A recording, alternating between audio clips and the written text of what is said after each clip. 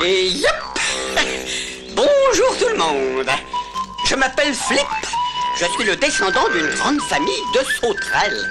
Je suis grand, mince, plutôt joli garçon et fort élégant, je crois. Voilà.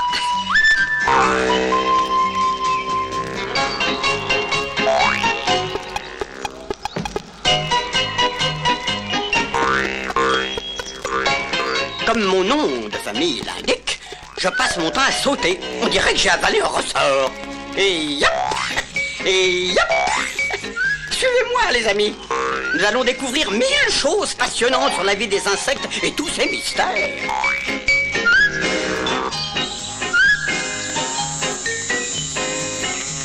Tenez, regardez bien au pied de ce grand sapin, tout près du vieux château. Vous voyez cette ruche? Au fait, une ruche, c'est quoi? C'est la demeure où naissent, vivent, travaillent et font leur miel les merveilleuses petites abeilles. J'y ai quelques amis, je vais vous les présenter. Mes amis qui défient vos maisons, venez danser et chanter, canter. Nous avons avec la joie pris rendez-vous. Ne le manquez pas surtout.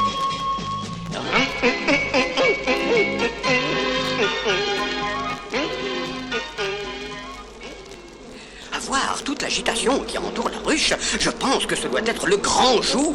Je veux dire, le jour de la naissance des petites abeilles. Approchons-nous.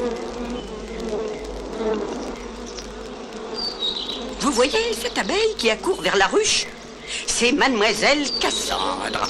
Elle a la charge de toute l'éducation des petites abeilles. Aujourd'hui, elle vient pour l'éclosion générale. Et regardons un peu à l'intérieur de la ruche. Tout le monde est sur le pied de guerre. Chaque abeille surveille ces sortes de petites niches que l'on appelle alvéoles, et d'où très bientôt les bébés vont sortir. Les alvéoles ont été construites collées les unes aux autres. Et quand la reine des abeilles pond ses œufs, les abeilles ouvrières les placent un par un dans chaque compartiment. Et ensuite bouchent chacun d'eux avec une cire dorée et très épaisse. Ainsi, les œufs sont bien à l'abri. Mais quand les bébés abeilles doivent sortir, il faut qu'ils fassent de très gros efforts pour percer cette couche de cire. C'est pour cela que mademoiselle Cassandre est attendue avec tant d'impatience. Enfin, la voilà qui arrive. Oh, je ne suis pas trop en retard. Oh non, mademoiselle, l'éclosion n'est pas encore commencée. Mais ça va pas tarder. Oh, ça y est, ça commence. Vite, vite, vite, venez m'aider à dégager les bébés. Quel spectacle! Elle s'affaire tout avec une vivacité, une précision, une efficacité extraordinaire. Ah, c'est déjà fini? Non, non, il y a encore une alvéole bouchée et j'entends des petits bruits sourds à l'intérieur. Mais qu'est-ce que ça veut dire? Tiens, il y a encore une abeille ici. Oh, cette retardataire, c'est sûrement Maya. Et voilà que du nid encore bouché partiellement sort une patte, puis une jolie tête blonde dorée, puis une autre patte. Mais oui, c'est bien Maya. Et en personne pour m'aider à sortir. Oh, mais si, je suis là, Maya. Encore un petit effort. Mais dépêche-toi, tu es la dernière. C'est moi, Maya? Bah pourquoi m'appelez-vous Maya? Et toutes les abeilles ont un nom. Le tien, c'est Maya. Et toi, tu as un nom? Mais bien sûr, je suis Cassandre, l'institutrice de l'école des abeilles. Mais dis-moi, pourquoi es-tu tellement en retard? Les autres abeilles sont nées depuis longtemps déjà. Oh, moi?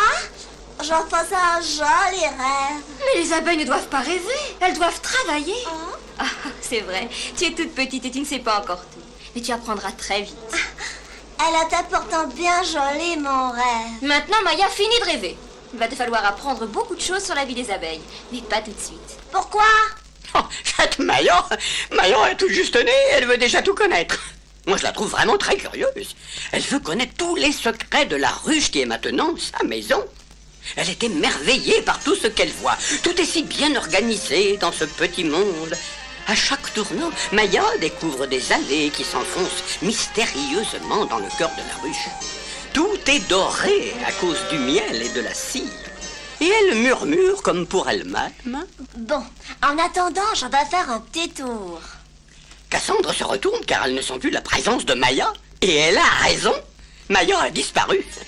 Cassandre a juste le temps de voir le bout de l'aile de Maya virer sur l'allée de gauche. Oh non, Maya, non! Non, ne va pas par là! Maya, reviens! Oh, mais cette petite me rendra folle. Maya! Oh non, c'est pas possible. Pas les œufs de la reine. Oh mon Dieu, pourvu qu'elle ne les laisse pas tomber.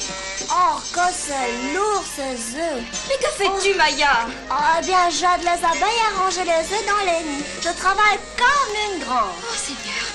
Un seul œuf par compartiment, Maya. Mais quand les bébés abeilles naîtront, s'ils sont deux, elles pourront parler et s'ennuieront moins. Allons, Maya, suis-moi, partons d'ici, veux-tu? Au détour d'une allée, Maya sent son petit bout de nez frémir. Une odeur fantastique vient lui chatouiller les narines. Pourtant, toute la ruche embaume. Mais là, c'est mieux encore. Une odeur de fleurs a grisé une petite abeille. Cassandre explique à Maya qu'elle se trouve juste devant la réserve de miel de la ruche. Ce sont les provisions pour tout l'hiver, puisque jusqu'au printemps, il n'y aura plus de fleurs à butiner.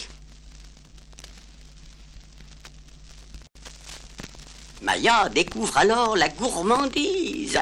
Elle profite d'un instant d'inattention de Cassandre pour pénétrer dans la réserve de miel et s'en gaver. Je vais essayer de transporter un de ces petits pots de miel. Oh là là, mais que c'est lourd ça aussi. Oh, je vole au-dessus d'un vrai lac de miel. Que c'est beau. Maya, un peu trop absorbée par sa contemplation, commence à perdre de l'altitude. Le pot de miel est bien trop lourd pour elle. Elle frôle la catastrophe. Elle a beau battre des ailes le plus vite qu'elle peut pour remonter, rien n'y fait. Maya, oh Maya, attention, attention, plouf.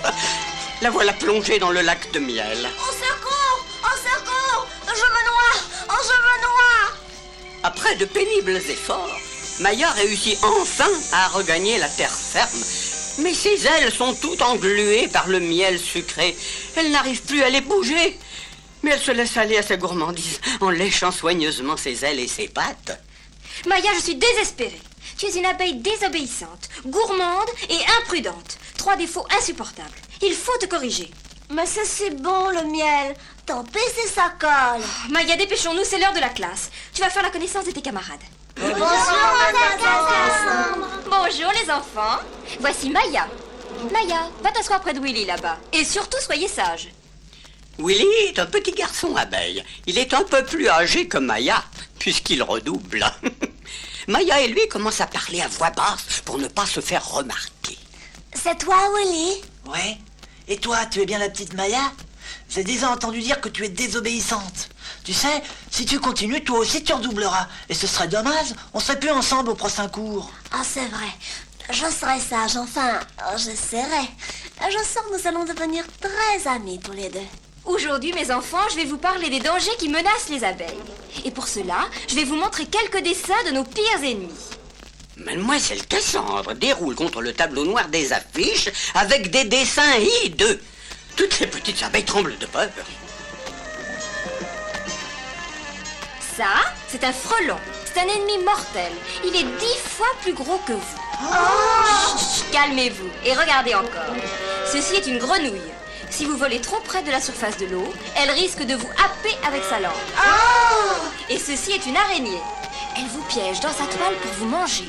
Les fils de sa toile sont si fins qu'ils sont presque invisibles. Oh, quelle horreur, la méchante! C'est pas vrai. Moi je connais une araignée qui joue du violon. Elle s'appelle Tecla. Silence, les enfants, silence! Il y a encore beaucoup de dangers que vous ignorez. Par exemple, s'il y a de l'orage un jour, ne restez pas sous la pluie, abritez-vous sous les feuillages. Sinon, la pluie mouillerait vos ailes, les alourdirait et vous ne pourriez plus voler avant d'être sèche. Vous seriez alors une proie facile pour vos ennemis. Pendant que Cassandre explique tout ça, Maya a encore pris la fuite. Elle est partie voir quel temps il faisait dehors. Oh, Maya, veux-tu me répéter ce que je viens de dire? Maya? Mais où est-elle passée? Oh, cette petite est vraiment très dissipée. Bon, les enfants, la classe est finie pour aujourd'hui.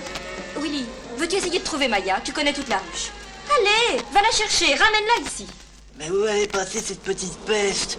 Oh, elle est à peine née et voilà qu'elle fait déjà les 400 coups. Maya! Où es-tu? Maya! Maya! Oh, te voilà? Willy vient de découvrir Maya, la tête passée dans un petit trou de la ruche. Et elle rêve en regardant ce grand champ plein de fleurs qui s'étend devant elle. Pour une petite abeille, ce pré est immense. Il est si joli sous le soleil du soir. Les fleurs sont si belles et embaument si fort. Oh, c'est toi, Willy. Je voulais savoir à quoi ressemblait le monde. Eh bien, tu vois, j'ai une envie folle de flâner au milieu des fleurs de ce pré et de voler très haut dans le ciel bleu. Très haut, jusqu'au soleil. Tu sais, Maya, maintenant il faut rentrer. Tu as raison, Willy. Yap. Bonjour Maya, bonjour Willy. Oh, mais qui êtes-vous? Je suis Flip, la sauterelle. Je suis désolé de t'avoir fait peur, Maya. Je venais juste dire un petit bonjour à Willy et faire ta connaissance. Oh, bah, c'est gentil. Bon, je vous laisse. Oh, déjà? Je vais aller manger quelques brins d'herbe tendre. Tu sais, Willy, je ne vois pas passer le reste de ma vie dans cette ruche. Je viens de comprendre qu'il faut que je visite le monde qui s'étend devant nous. Je sens qu'un jour je partirai d'ici, Willy. Mais dis-moi, tu voudrais pas venir avec moi? Partir? Oui, je voudrais bien.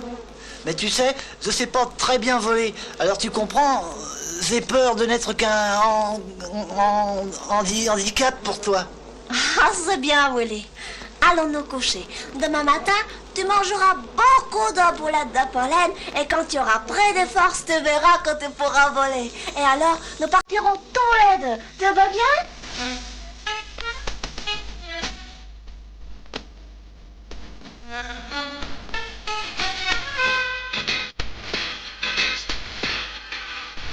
Huh?